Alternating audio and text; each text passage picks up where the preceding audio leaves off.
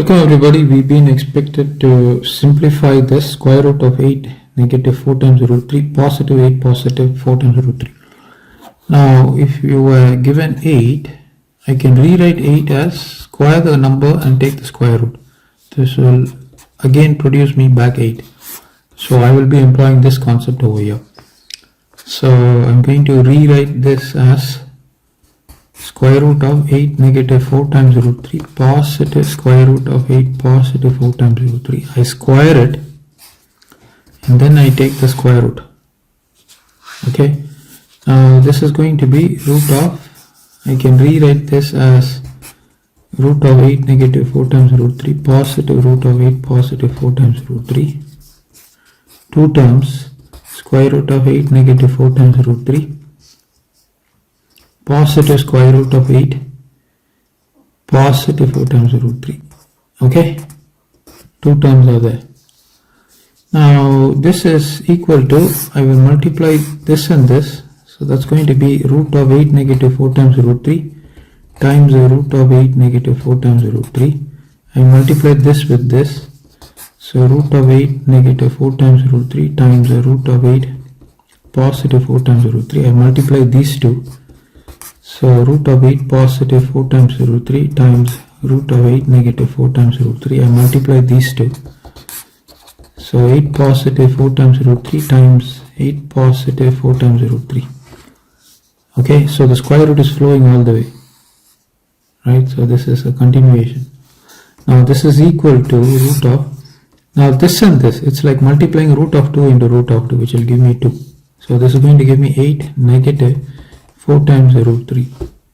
Now this is of the form a negative b times a positive b, which is going to give me a squared negative b squared. So positive root of 8 squared negative 4 squared is 16, root of 3 squared is 3. Right, and again this is going to give me a positive root of 8 squared negative 4 squared is 16 times root 3, followed by this is going to give me root and root gets cancelled, giving me 8, and then you have plus 4 times root 3. Okay, fair enough. Now plus 4 times root 3 negative 4 times root 3, they get cancelled, giving me square root of 8, and 8 is going to be 16. Now these two components can be added, right? So it's going to be 2 times the root of 8 squared is 64. 16 into 3 is going to be 48. So from 64 you take 48. So what do you get? You get from 14 you take away 8, that's going to be 6. And then from 5 you take away 4, you get 1, 16. So it's going to be root of 16 positive 2 times the root of 16. So what is this? This is equal to root of 16. 2 times the square root of 16 is going to give me what? 4. So root of 16, 4 times 2 is 8. So what is this? This is going to be root of 24. I can rewrite 24 as, can I write it as, if I were to even write it as 8 times 3. 8 times 3, 4 times 2. I don't think we can do anything much about this. Right? I was thinking of having a square root. This is the further that we can go, 8 into 3. Right? Probably what we can do is we can write 8 as 2 times 2 times 2 times 3. Right? So 2 squared, that's going to give me 2, and 3 times 2 is 6. So when it goes here, it's 24. So this is going to be 2 times root 6. So that's a solution. Solution is what? 2 times root 6. Now this would be the end of this question. I'm going to show you another beautiful way to solve the same question. Now let me consider 8 positive 4 times root 3. Consider this. Okay. Now if I can write this as a positive 2 times, say, root of b, such that a is x positive y and b is x into y, then the solution is going to be of the form root of x positive root of y the whole squared. Okay, this is going to be the solution. How are we going to write 8 positive 4 times the root of 3 in this fashion? I'm going to rewrite this as 8 positive. I need a 2 here, so I'll split this 4 as 2 times 2 and I have a root 3.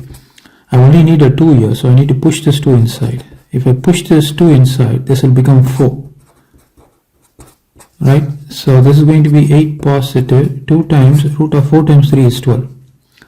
Now I need to write 8 as x positive y, and I need to write 12 as x into y. Now if I can split 8 as 6 and 2, clearly 6 times 2 is going to be 12. Is it not?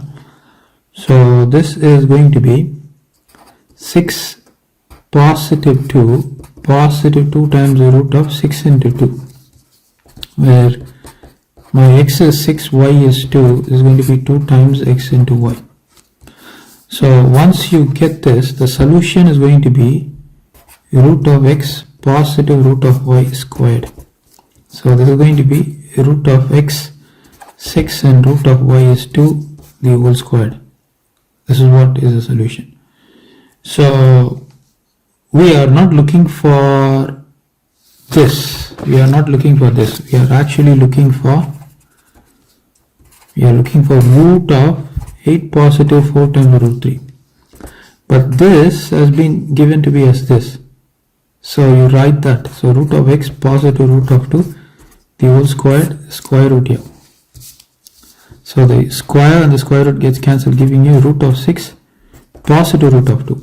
Now we also need root of 8 negative 4 times root 3. Now in that case, this is going to be root of root 6 negative root of 2 squared.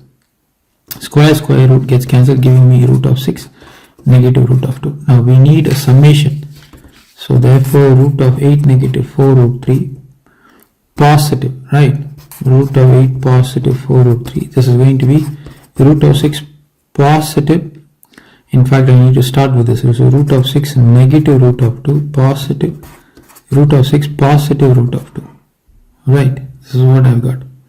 So negative positive goes off, giving me 2 times the root of 6. Right? So what is this 2 times the root of 6? Do you remember? You see here? 2 times the root of 6. This is what we've got.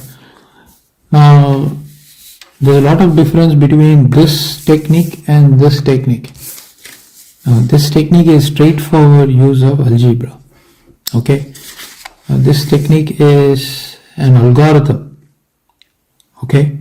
Where you will have to decipher the value of x and y. So foremost you need to transform it into this form. So there is some transformation that is involved to obtain it in the desired form, so that the solution can be directly detected.